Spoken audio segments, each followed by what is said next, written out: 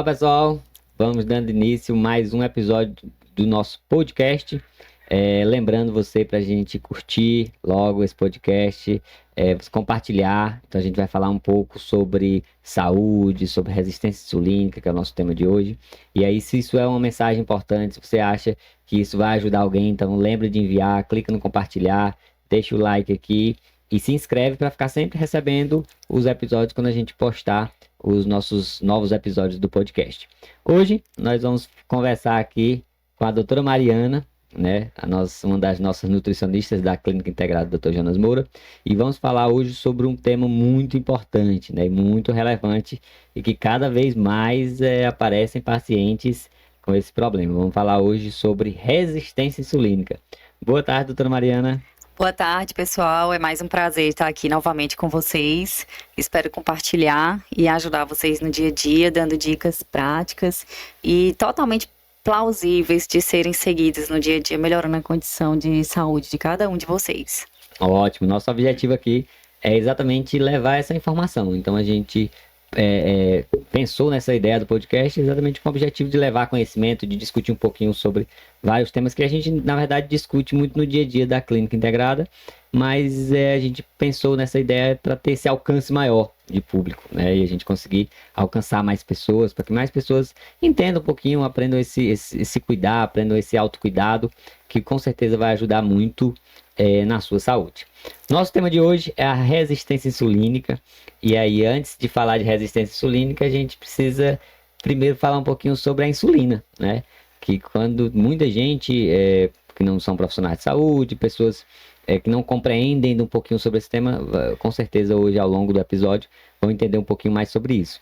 E aí, se a gente fala em resistência insulínica, a gente acaba lembrando logo da insulina, que muitas pessoas associam aquele medicamento que vem de farmácia, aquela injeção que o paciente diabético toma, mas a insulina tem muita função no nosso corpo, não é, doutora? Sim, e essa questão do diabético é um caso especial, porque na verdade a insulina é um hormônio produzido pelo corpo, mais especificamente pelo pâncreas, e ela atua na recaptação da glicose, colocando dentro da célula na geração de energia. Então, para a gente ter energia, eu preciso também da insulina para essa utilização, né? Sim. E aí... A insulina não é um vilão. A insulina não é um vilão, né? O problema é quando ela está desequilibrada. O problema é a resistência a ela. Quando o organismo não está respondendo adequadamente. Então, já entrando nessa resistência insulínica, o que seria de fato essa resistência insulínica? É exatamente quando as células não estão respondendo adequadamente à insulina. Quando chega a um ponto que a alimentação causa um distúrbio, um desequilíbrio, que a pessoa começa a produzir insulina demais, força o pâncreas nesse aumento da produção de insulina, mas não tem a captação adequada da glicose e começa a ter glicose circulando demais no sangue. Tudo que tem demais causa uma resistência. Até um mecanismo das células se protegerem. Se protegerem. Né? Por alguns alimentos que a gente vai falar ao longo desse episódio, que eles geram essa produção aumentada de insulina, como a doutora falou, e aí esse aumento da insulina, na tentativa de se proteger disso, as células acabam gerando essa resistência insulínica. E o problema maior, a maior consequência desse problema é o diabetes tipo 2, porque força tanto o funcionamento do pâncreas que esse órgão começa a falir, a ficar disfuncional, aí daí é que começa a dependência da insulina da farmácia. Então, aquela insulina da farmácia ela é usada exatamente por esse paciente que já não consegue mais produzir. Que o pâncreas já não está mais. Porque ele foi forçado, foi forçado a produzir tanta insulina. Então, a gente precisa, de fato, entender um pouquinho mais sobre isso para a gente aprender a se cuidar, de fato, sobre isso. E aí, então, se esse problema ele é gerado por conta desse aumento de glicose, que acaba levando a um aumento de insulina, o que eu poderia fazer como uma tentativa de diminuir aí esses níveis de glicose? Primeiro, o que eu vejo na prática clínica, o que eu mais vejo acontecer é uma alimentação rica em ultraprocessados, grãos refinados, açúcares, e esse é o principal fator. O segundo, e talvez seja até empate com o primeiro, é o sedentarismo. A alimentação inadequada aliada ao sedentarismo são os principais problemas para a resistência à insulina e diabetes hoje em dia. E várias outras doenças, né, da vida moderna. São os pilares.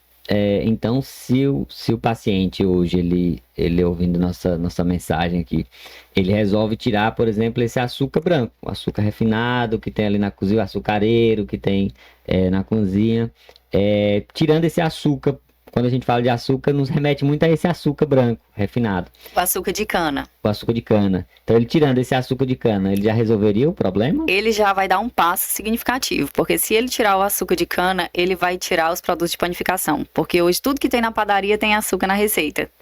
Então, ele não... Então, ele já vai tirar também os produtos de panificação. Não vai tirar só o açúcar do café, ele vai tirar do suco, ele vai tirar o refrigerante, ele vai tirar o sorvete, o biscoito, o pão. Então não pode ficar o cafezinho sem açúcar, mas com uma fatia de bolo? Nesse caso não, a gente vai ter que tratar a individualidade, não é? Uma fatia de bolo para uma pessoa eutrófica que tem uma musculatura boa, porque o equipamento de longevidade e saúde, hoje a gente sabe que é um músculo também, porque ele ajuda na captação da glicose, independente de insulina. Então, se a pessoa tem uma atividade física boa, tem uma musculatura boa, essa fatia de pão talvez não vá ser um problema. O problema é que hoje as pessoas acham que são moderadas, mas não são moderadas. A base da alimentação delas hoje é de grãos refinados, que vem justamente dos produtos de panificação, e isso começa no café da manhã. E exatamente, é um ponto importante que a gente precisa ter essa atenção em relação a isso, porque quando muitas vezes a gente remete à imagem do açúcar, a gente lembra do açúcar de cana, então muitas vezes retira esse açúcar, vai tomar um suco, toma sem açúcar, vai tomar o cafezinho, toma ele sem açúcar, mas está comendo vários outros alimentos de panificação, né, como você falou, que tem esse açúcar. Então, tem muito essas moléculas que vão virar glicose, né, embutidas em vários alimentos. E as pessoas, elas comem sem consciência do que elas estão comendo. No podcast passado, que foi sobre hipersensibilidade alimentar, desde aquele podcast a gente vem comentando, as pessoas comem o bolo sem saber a receita daquele bolo, comem o biscoito sem entender da receita do biscoito, o pão é a mesma coisa. Então eles estão comendo os mesmos alimentos o tempo todo, achando que porque tem formato diferente são alimentos diferentes, eles estão se entupindo de açúcar o tempo todo. E ainda há também uma dúvida, muitas vezes, de que só vai aumentar esse nível de glicose se for doce. Isso é verdade? Não. O que é, doutora? Que tem de alimentos salgados, por exemplo, que fazem parte... O próprio pão, o próprio biscoito, a torta, o macarrão. Então, tudo isso que vem de carboidrato vai dar um pico, dependendo da forma, às vezes não, sempre. Uma pessoa que tem esse problema de sensibilidade à insulina, ela tem que se atentar até a ordem de consumo dos pratos. Por exemplo, se a pessoa não aceita descer os carboidratos da dieta, indo para uma dieta low carb, cetogênica, eu peço pelo menos que ela se atente à ordem de consumo dos alimentos. Ela começa pelas fibras, que são os vegetais verdes, desde que não tenha fruta nessa salada. Se tiver, eu peço que comece pela proteína. Depois que ela comer parte da proteína, aí ela vai para o carboidrato. Depois, se naquele prato ela quiser fazer uma sobremesa, de preferência que seja uma fruta e não um doce, o último é a fruta. Então, eu sempre peço que modifique essa ordem do prato, porque isso já faz diferença. Outra coisa que faz diferença também é dar o espaço entre uma garfada e outra, já que algumas pessoas não conseguem mastigar várias vezes. O ideal seria 33 vezes, mas às vezes isso já aumenta cortisol, já é um estresse para aquela pessoa, já é um outro problema. Então, eu peço pelo menos que ela não coma assim, que ela repouse o talher no prato a cada garfada, que isso já vai fazer diferença também. Já vai aumentando essa sensação já de vai saciedade. aumentando o tempo. Também, né? A gente tem que pensar em propostas que aumentem GLP-1. Porque o tratamento que eles têm hoje são exatamente os análogos de GLP-1. Então, a gente tem que tentar fazer isso de uma forma mais natural. Os análogos de GLP-1, eles dão uma sensação de saciedade. Sim. Seria isso? Exatamente. Eles aumentam a liberação da insulina. Uma coisa que eu vejo bastante nos nossos horários de almoço é isso que a doutora falou de forma prática. Então, o Dr. Jonas, ele tem esse hábito já há vários anos, né? Onde ele vai, no momento do almoço, ele faz o prato de salada, ele come o prato de salada sem frutas, e aí com essa fibra, e aí depois é que ele vai consumir o restante da alimentação do almoço, né? O restante do cardápio do almoço. Então a ordem dos alimentos já é um passo importante. Sim, e no caso do diabético em si, ou do pré-diabético, eu tenho mais um pedido na minha conduta. Eu peço que ele tente comer uma porção de proteína de 15 a 30 minutos antes da refeição, para essa proteína já ir lentificando a entrada também do carboidrato quando ele for começar a fazer a refeição. E ainda assim, quando ele for começar a fazer essa refeição, começar pela proteína ou pelos vegetais fibrosos, e depois é que passa pelo carboidrato, e dependendo do caso, eu no início tiro os grãos, deixo as raízes, e depois que passa para a fruta, quando vai comer fruta nessa refeição. E a gente observando nessa conduta da escolha dos alimentos, da ordem dos alimentos, essa escolha ela é muito baseada em um outro termozinho um pouco mais técnico, mas que é importante a gente tentar esclarecer também, que é o índice glicêmico, não é? Dos alimentos.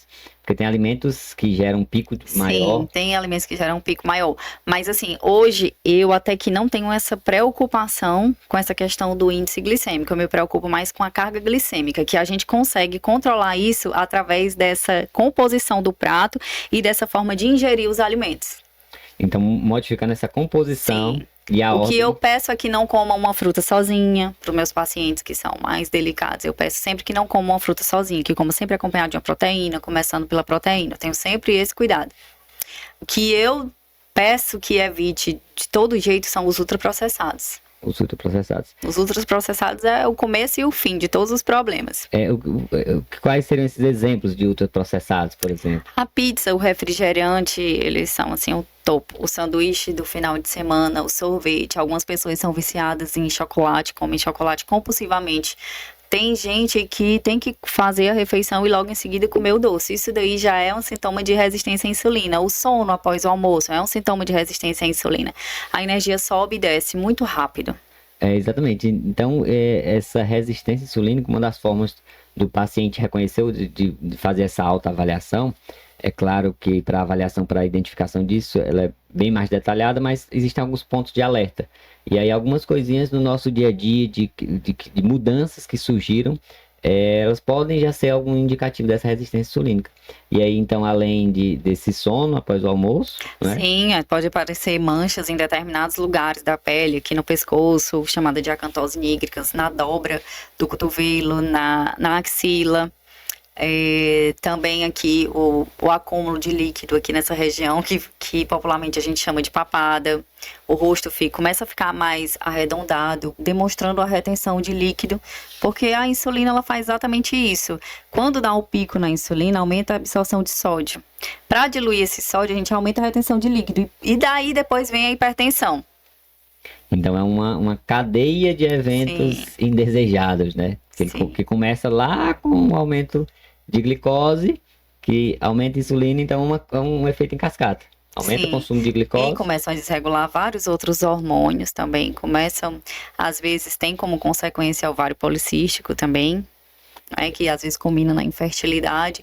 Então, às vezes, resolvendo um problema na mesa, um hábito da mesa, a gente começa a prevenir e tratar diversas doenças. E tem sido um problema bastante recorrente, exatamente a síndrome de ovários policísticos, né? Então, é algo que tem sido bem frequente na clínica. Sim. De pacientes com esse diagnóstico. Então, ele tem muito essa relação do que você se alimenta, de como de resistência à insulina. À hoje, a resistência à insulina ela pode ser considerada como um problema base de todos os outros problemas. Não que seja o único, porque tudo no organismo é multifatorial, mas é um ponto a ser olhado sempre. Sempre que a pessoa aparece na clínica, a gente tem que pensar em arrumar a alimentação, em ver o estilo de vida, se tem uma atividade física ou não, e incentivar. Então, para esse paciente hoje, que ele tem essa dúvida, será que eu tenho essa resistência insulínica ou não? Ele tem que primeiro observar esses sinais clínicos que a gente falou. Essa acantose nigrans que a doutora falou, que são essas manchas, elas lembram, alguns pacientes até se queixam que parece sujeira. Como se fosse uma sujeirinha que fica querendo limpar, mas não é. E aí tem alguns pacientes que acabam muitas vezes buscando são procedimentos estéticos Isso. na tentativa de corrigir. Procurar um médico, né? Porque o médico que pode dar o diagnóstico, porque muitas pessoas pensam que diabetes é uma doença apenas da glicose elevada. A glicose é a última que vai elevar. Eu acho que antes da glicose tem que pedir a insulina, e quase nenhum profissional hoje em dia pede. Quando a glicose vai elevar, a insulina já estourou. Já não está mais conseguindo compensar. Sim, porque o valor de laboratório, salvo engano, é até 27. Mas o ideal para a gente é menos que 8. Ou seja, então, como que acontece esses fenômenos? Então, eles aumentam, o paciente geralmente com esses hábitos, né, o sedentarismo, essa má alimentação, ele acaba aumentando esse nível de glicose na corrente sanguínea, porque absorve mais, o corpo libera mais insulina. Então, ele vai liberar mais insulina nessa tentativa de compensar. Ou seja, quando você vai observar, se você dosa isso no sangue do paciente, você observa ainda níveis de glicose normal, mas a insulina está lá em cima nessa tentativa de compensar. E é algo que tem aparecido bastante na clínica, não é? Sim, é o mais comum. Sobrepeso. Pacientes com hiperinsulinêmicos. Cinturinha mais larga. Que é outra característica, né? Então, mapeando ainda essas características, a gente falou da acantose nigrans, que é essa manchazinha parece sujeira, muitas vezes em dobras, e aí o paciente ele acaba às vezes até procurando, como eu falei, procedimentos estéticos na tentativa de retirar, mas é necessário essa mudança de dentro para fora. De dentro para fora, sempre. E aí a papada, né? A papadinha, quando tá em pé, o espaço entre as pernas, quando começa a ter um acúmulo de gordurinha, que a perna fica roçando muito na outra, também ali já pode ser um sinal de resistência à insulina. Já é uma característica disso. Circunferência abdominal, tem alguma alteração? Tem, sim. Começa a acumular gordurinha aqui na barriga. Gordura visceral é um sério problema, né? Preditor de problema cardiovascular. Então acaba aumentando essa circunferência abdominal, né? Então ali a nível na altura de umbigo. Tudo bem associado ao consumo de carboidrato. Tudo associado. Tanto que quando a gente modifica esse consumo, a pessoa começa a secar. E aí essas características elas vão desaparecendo. A acantose nigrans, ela vai desaparecendo conforme vai desaparecendo. Também. Independente do tratamento dermatológico, a gente percebe que também vai clareando. Do jeito que vai surgindo, quando vai resolvendo um problema, ele vai começando a desaparecer também na pele. Então, é importante a gente observar essas características. Por quê? Porque sempre o nosso corpo ele acaba nos dando sinais. Então, é o que a gente chama de... em todas as patologias ou todas as alterações, elas possuem esses sinais e sintomas, aquelas coisas que fazem com que a gente perceba. Então, o que é importante? É que todo mundo passe a observar. Então, às vezes aquela inconformidade, com o corpo, não está se sentindo bem com aquilo, com aquela característica. Aquilo dali é a ponta que ela tá vendo no espelho, não é? Por baixo daquilo ali já tem uma tempestade inflamatória. E muitas vezes já tem alteração no exame de sangue, como ferritina alta. E daí, erroneamente, a pessoa vai e deixa o consumo de carne, porque tá com a ferritina alta. E muitas vezes ela subiu devido à inflamação.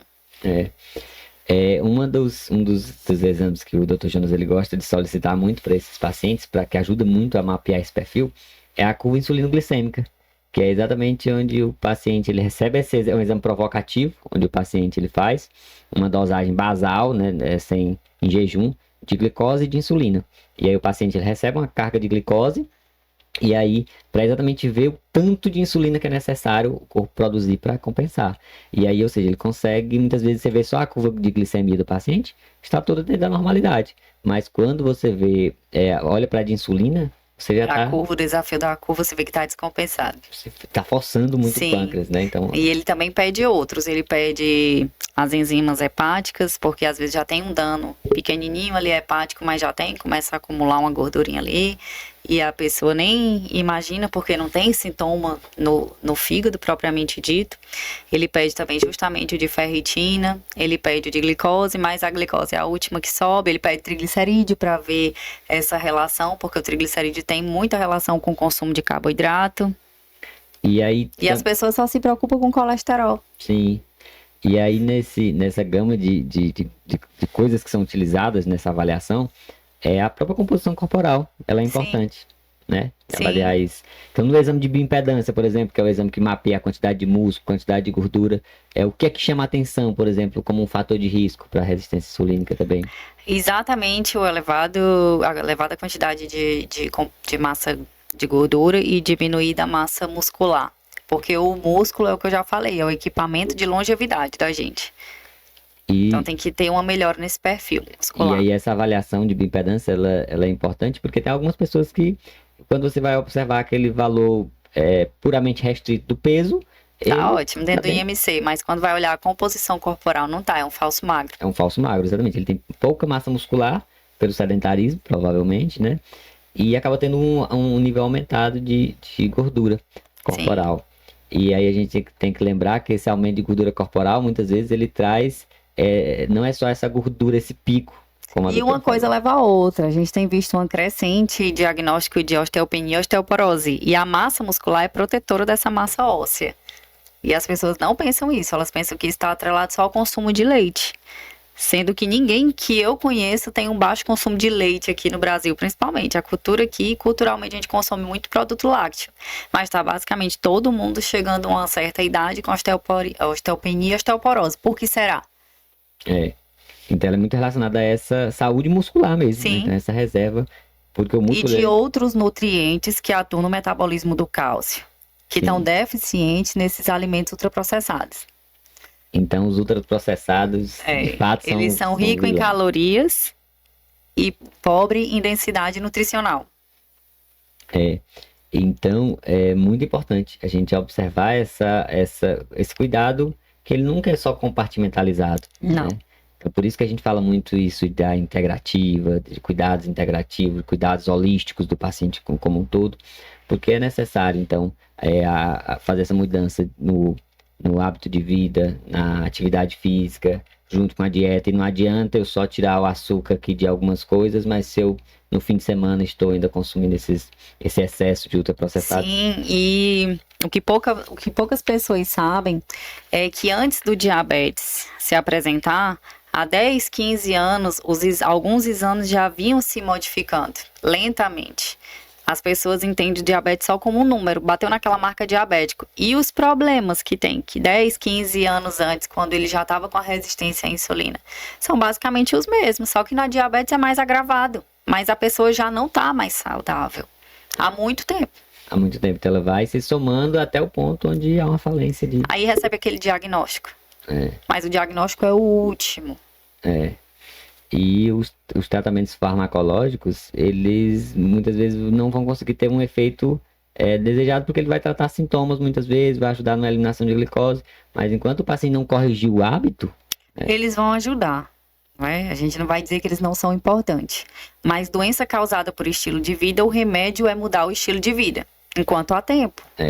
Olha, então isso é importante. Doenças que são causadas por estilo de vida, é necessário fazer essa mudança. Então a gente mexer no fator causal, né? Então qual foi o que causou, qual foi o agente etiológico, a causa disso. Então para que a gente de fato vá mexer Eu tenho uma professora que diz que diabetes é a doença mais democrática que existe. Se você se cuida, tá tudo bem. Se você não se cuida, você perde visão, você perde rim, você perde membro. Então é a doença mais democrática que existe. Se você se cuida, tá tudo certo. Se você não se cuida, começa a perder função e órgão. E é muito bom quando a solução, ela depende de você. Porque ela não depende de eu convencer um terceiro a fazer algo por mim. Então, a modificação do hábito, ela depende do próprio paciente. Depende da pessoa que está querendo mudar aquele hábito para corrigir. Né? Então, depende dessa transformação. Então, a mudança ela tem que começar nessa conscientização. E aí, momentos como esse, eles são importantes, né? Onde você para ouvir um podcast, onde você para buscar um pouquinho mais de conhecimento, né? Então, na clínica, a gente faz muito isso de estar orientando, conversando com as pessoas em vários momentos, porque o nosso objetivo também é que essa pessoa aprenda a se cuidar, aprenda a seguir um novo estilo de vida. E aí, para sempre estar atento e obter mais dessas informações, no Instagram da clínica também a gente sempre está postando alguns cortes, a gente está postando alguns vídeos menores, né, falando sobre o tema. Então a gente está sempre enfatizando e tentando promover essa mudança diária em estilo de vida, incentivar o paciente a modificar algum hábito. Então, você que ainda não segue o nosso Instagram, é Clínica Integrada DR Jonas Moura. lá no Instagram, lá tem muito material também, tem muita coisa disponível. E aí você fica sempre atento quando a gente vai lançar um novo episódio de podcast, quando a gente está gravando algo, a gente está produzindo algum conteúdo. A gente vai estar sempre informando lá. Então, se você ainda não segue lá nosso Instagram, né, pode seguir, né? Vai estar aparecendo aqui na tela para você seguir nesse link. E aí ajudar, né, nessa mudança de estilo. Então, manter as pessoas informadas. Então, se é uma informação importante, também compartilhe, mande para um colega, mande para um familiar, que é sempre importante. Não esqueçam de deixar o like aqui no nosso podcast e compartilhar também, se inscrever para você ficar sempre e ativar as notificações para você ficar sempre recebendo esses novos episódios. Doutora Mariana, e o que eu observo ali depois que os pacientes que são atendidos por você, depois que eles começam a fazer essas modificações, esses ajustes, a gente percebe muito a mudança no biotipo do paciente, né? Então, por vários pacientes, a gente já viu isso, onde ele chega com um biotipo, né? E aí depois é claro que não é imediato, é um processo, alguns até mais rápido do que outros, né? Tem muito dessa individualidade, mas a gente percebe essa diferença que vai acontecendo dessa transformação no próprio corpo do paciente. Desse feedback que os pacientes lhe dão, o que é que eles dizem mais, que perceberam de mudança no corpo, o que é que eles já começam a notar? Eu acho assim que o mais importante de mensagem que eles me dão é aquilo que eu já tinha entendido na minha prática, praticando comigo, mudança de hábito alimentar. Que a gente gosta de comer aquilo que a gente tem o hábito de comer. Que quando muda o hábito, a gente passa a gostar de comer outras coisas. Então essa é a mensagem que eu acho mais importante, independente da mudança física deles, porque é isso que faz continuar. Porque se fosse só a mudança física, depois que atingir o objetivo fica difícil dar continuidade.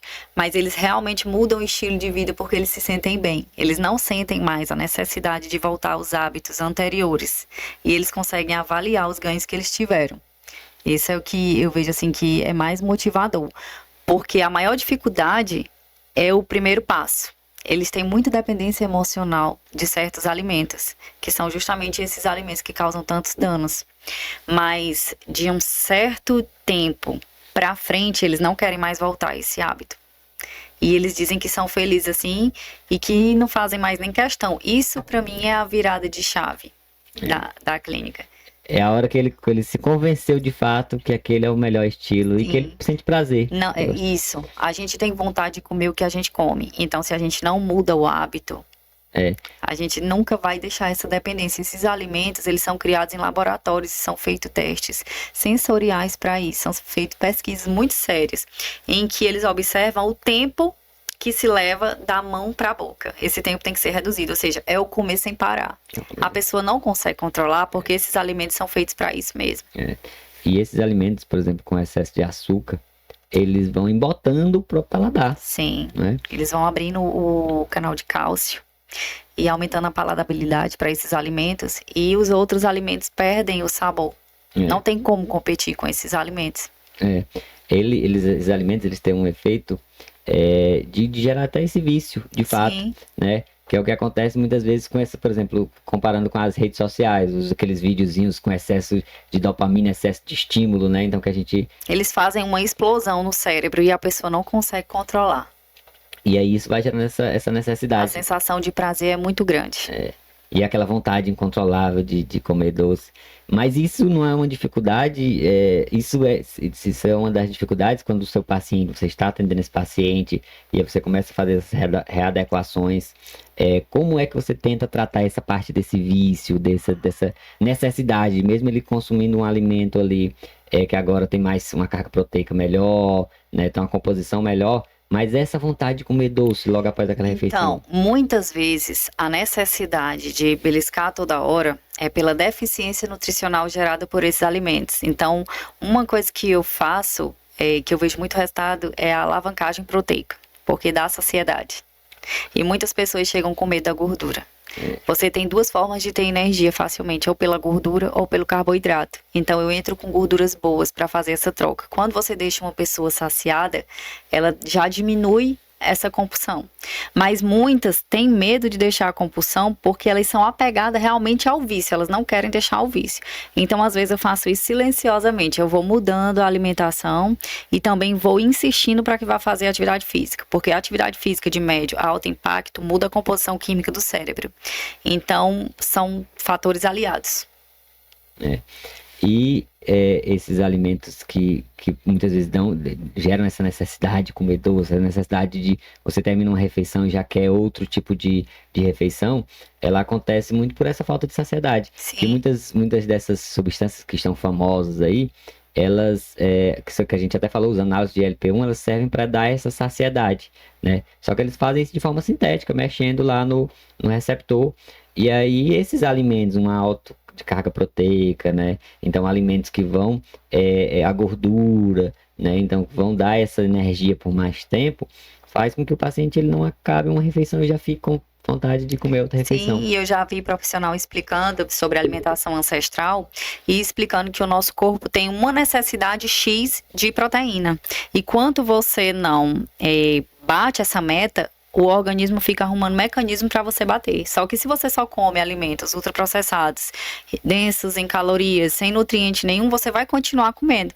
É o que eles chamam de fome oculta também. E então, dentre esses alimentos aliados para combater essa resistência insulínica, para tentar reverter essa resistência insulínica, as proteínas, elas estão? As proteínas são as minhas preferidas. E aí de proteína? Até porque ajuda a composição, né, muscular. E nos planos alimentares de proteína, o que é que você costuma colocar? Então, o peixe, o frango, a carne. Eu não sou muito convencional de ir mais pro peito de frango e peixe, não. Eu gosto muito da carne vermelha, até porque, como a gente trabalha na clínica e vê a necessidade das pessoas de tomar ferro direto com ferritina baixa, eu já tenho o pé atrás com essa demanda de muito peito de frango e peixe se as pessoas estão tendo carências reais. Então, eu já estou fazendo uma mudança na minha prática. Então, esse consumo de proteínas, ele é um ponto-chave, um ponto importante Sim. nessa composição alimentar aí, para que o paciente ele vá conseguindo melhorar isso. Até porque já tem estudo mostrando a relação da composição corporal em relação ao câncer, né? E a proteína é fundamental para a construção de músculo. Exatamente. E uma pessoa hoje, que ela chegou no consultório, né, passou lá em consulta com o Dr. Jonas, e ela está com esse nível de insulina mais alto, está com hiperinsulinêmico, não tem alteração de glicemia ainda, está com a acantose nigras, aquela gordura abdominal aumentada, a papada, então ela está com todas essas características. E aí saiu do consultório médico, está com diagnóstico de resistência insulínica. O Dr. Jonas, com base nos exames, na avaliação clínica e laboratorial, diagnosticou e encaminhou para fazer um ajuste alimentar com a doutora Mariana. É possível se revertir isso? Sim, facilmente e com a dieta bem palatável. Porque aqui a gente não está falando de sensibilidade alimentar, está falando de resistência à insulina. Então, quando uma pessoa é viciada em carboidrato, a gente até consegue fazer uma troca de uma dieta convencional para uma dieta mais low carb, deixando ali os lácteos para dar aquela palatabilidade naquela saladinha que ela não tem o hábito de consumir. Então, a gente vai fazendo algumas trocas e a low carb ela se torna uma dieta bem atrativa para essas pessoas. E o resultado vem muito rápido. Então, como o resultado vem muito rápido, elas ficam muito estimuladas a seguir. Nós tivemos um caso atendido esses últimos meses, né? Esses últimos meses lá na Clínica Integrada, de uma paciente que ela estava com essa resistência insulínica. Diabética, né? Já estava diabética, né? 330 de glicose, 380 de ferritina, glicada 7,2, tava com as enzimas hepáticas bem alteradas, tinha uma que tava 200, outras 100 e tanto, e ela meio que se desesperou. E era um paciente que já tinha indicação clínica, na avaliação do Dr. Jonas, de uso de insulina, né? Porque o que foi visto aqui, os exames dela, a insulina vinha aumentando e de repente começou a diminuir e não estava condizendo aquela elevação da glicose. Então a gente entendia que o pâncreas já estava deixando de funcionar como devia. Mas o desespero dela fez com que ela entrasse de pé na cabeça e assim o resultado foi fantástico. Ela é uma mulher menopausada, eu fiz a alavancagem proteica nela, entrei com gorduras boas, ela perdeu 6 quilos sem perder nada de massa magra. Foi até assim um feito que eu não esperava. Essa foi uma daquelas pacientes que eu falei que E o detalhe, ela fazia já reposição hormonal e por esse tempo ela não fez e ela disse que a dieta conseguiu suprir a necessidade dos hormônios porque ela deixou de sentir aqueles sintomas. Sintomas da deficiência hormonal. Para ver, ou seja, quando você melhora metabolicamente esse corpo, várias outras coisas começam a funcionar adequadamente. Sim. Por quê? Porque eu melhoro essa sensibilidade energética de comunicação de insulina para entrar glicose. Então a célula metabolicamente ela passa a funcionar melhor, né? Então se a função dela é produzir um hormônio, então ela tende a reparar isso, a funcionar melhor. E no físico dela, a primeira mudança foi a barriga, que sumiu. Essa é uma das pacientes, né, que eu mencionei, que eu percebi muito essa mudança de biotipo, né? Então, como ela chegou, né? Biotipo de ânimo. Sim, era uma paciente meio tristonha, chorosa, e daí agora ela só anda rindo, não quer mais outra vida. Os problemas continuam os mesmos da vida dela pessoal, sim, como todo mundo tem problema, mas você vê que o estado mental dela mudou completamente. Sim, a energia, a disposição para encarar esses problemas. É outra pessoa. É outra pessoa. E é uma das pessoas que não querem mais voltar à vida que tinha antes, de jeito nenhum. E alguns pacientes até relatam isso, que parece que antes não sentia o sabor dos alimentos e agora isso, tem um caso também que eu sempre dizia, tira esse açúcar da fruta, tira esse leite condensado da fruta, chegou a quase perder a visão. Nesse caso não era paciente minha, é uma colega conhecida. Entendeu? E aí, quando teve o desespero de quase perder a visão, aí ela resolveu comer as frutas puras. No caso dela, algumas frutas nem seriam indicadas, mas como ela comia tudo com leite condensado ou em forma de sobremesa, a fruta ali era o mínimo e já era uma mudança bem grande que ela estava fazendo. Cheguei na casa dela e ela disse, minha filha, você acredita que o mamão é doce? Que o melão é doce? Ela já tinha o paladar entorpecido. E isso é o que mais acontece com quem come ultraprocessado. Realmente não sente mais o sabor dos alimentos. Por isso também que tem que ter cuidado na seletividade alimentar. Na introdução alimentar, as mães entregam um moranguinho achando que estão dando, ou um danoninho achando que estão dando um moranguinho ou um bifinho. Não é nada equivalente, nada equivalente. E aí você já vai embotando esse paladar da criança. Aí depois a criança não come o vegetal que é amargo, o vegetal que é azedo, não se acostuma com o sabor natural dos alimentos e a mãe fica com a mão na cabeça sem saber o que fazer. E não é normal. É comum, mas não é normal. O que é comum não é normal, não necessariamente é normal, então depende muito disso. Então, essa mudança nesse estilo de vida, e é o que a gente busca com essas mensagens, com esses momentos, é de tentar promover um pouquinho, plantar um pouquinho essa sementinha sobre a importância da atividade física, como a doutora falou, sobre a importância de uma alimentação adequada, né? Então isso é muito importante. Eu gosto muito de uma frase que a doutora Mariana gosta de falar, né, dessas frases fortes, que ela fala sobre as embalagens, como é que é a prática. Sim, eu aprendi com meu professor Murilo Pereira, da modulação intestinal.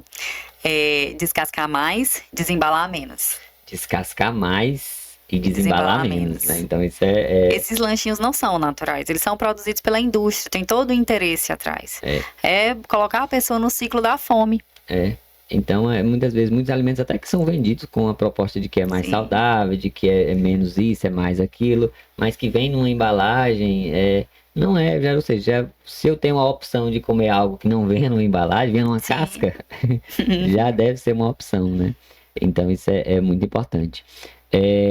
Pessoal, a gente está cada vez mais produzindo esses episódios de podcast, né, trazendo essas informações, e a gente gosta de ouvir também as sugestões de vocês. Então, se vocês tiverem algum tema, alguma proposta de algum ponto específico para a gente falar, né, então coloquem aí nos comentários, então digite aqui embaixo, né, manda lá no Instagram, pode mandar nas postagens, no direct, que isso vai fazendo com que a gente vá promovendo esses episódios, que eles sejam mais voltados exatamente a isso que a gente quer mudar as pessoas, a esse serviço de formiguinha, de mudar a cabeça de um, mudar a cabeça de outro, e para que a gente consiga, aos poucos, ir fazendo com que a gente volte mais para essas nossas raízes, né? Sim. E comer alimentos mais saudáveis, mais naturais, que não passaram por esses, não só um processamento, mas um ultraprocessamento. Escutar o organismo, comer quando tem fome, ninguém tem a obrigação de estar fazendo lanche. A gente evoluiu num ambiente em que a gente acordava, ia caçar ou coletar para se alimentar. Se existisse isso de ficar tendo hipoglicemia, a gente não tinha nem evoluído enquanto espécie, tinha entrado em extinção. Porque a gente não tinha geladeira. Tem que ter cuidado. Hoje, o que eu escuto muito, que eu acho um absurdo, que às vezes eu tenho que propor da pessoa tirar um alimento ou outro, quando se trata de hipersensibilidade alimentar, e eles dizem assim, mas eu ouvi dizer que se eu tirar eu vou desenvolver uma intolerância. Como se a natureza é sazonal? A gente não tinha manga todo tempo no ano, nem caju, e morango, que era lá do outro lado do mundo, não chegava aqui. Não existe isso, as pessoas têm que raciocinar mais em torno da nossa própria natureza. E exatamente, a sazonalidade, ela permite isso, eu consumir aqueles alimentos daquela estação e depois fico sem aquele alimento por vários e vários meses e volto novamente para aquele determinado tipo de alimento. Então, pessoal, resistência insulínica, ela é algo que é muito frequente, é muito presente, e aí começando em criança já. Muitas crianças já com resistência insulínica, e aí a gente tem que ficar atento a esses sinais clínicos, né? Essa fadiga, aquela fadiga que não passa, aquela fome o tempo inteiro, né? Então aquela gordurinha aumentada. Sono após o almoço, vontade de comer doce após a refeição. Para quê? Para que a gente observe esses sinais e que a gente tente promover essas pequenas mudanças de hábitos, né? Então é sempre importante a orientação de um profissional, porque ele vai fazer isso de forma individualizada, né? Então ele vai conseguir fazer um direcionamento, né? Mas se eu não posso no momento fazer uma avaliação com um profissional, né? É importante que a gente faça essa autorreflexão, de ter essa consciência de o que eu posso fazer no meu dia a dia, de modificando aqui uma coisinha de cada vez. Atividade física, desembalar menos e descascar mais. Atividade física, desembalar menos e cuidar da qualidade do sono. E qualidade do sono. Então, esse tripé aí... para não gerar sistema de recompensa atrás de comida à noite, devido à modificação do cortisol.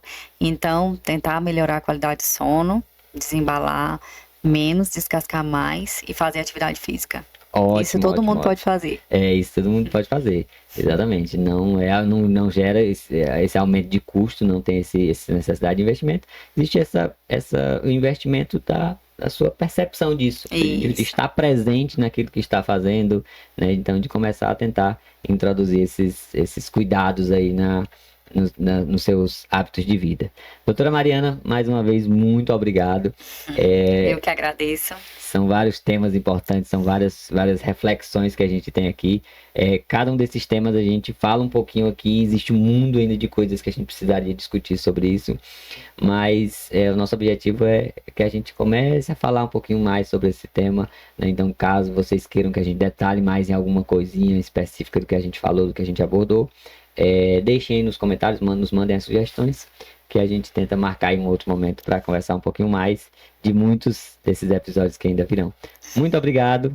Muito obrigada, até a próxima. Tchau, tchau, pessoal, até a próxima. Não esqueçam de deixar o like aqui quem ainda não deixou, de compartilhar, de mandar para um amigo, né? Então de promover essa mudança, né? Através dessa educação, através dessa mensagem de mudança de hábito. Então, se você já modificou seus hábitos, mas quer que alguém próximo modifique também, então manda o link desse podcast, que eu tenho certeza que vai ajudar de alguma forma. Tchau, tchau.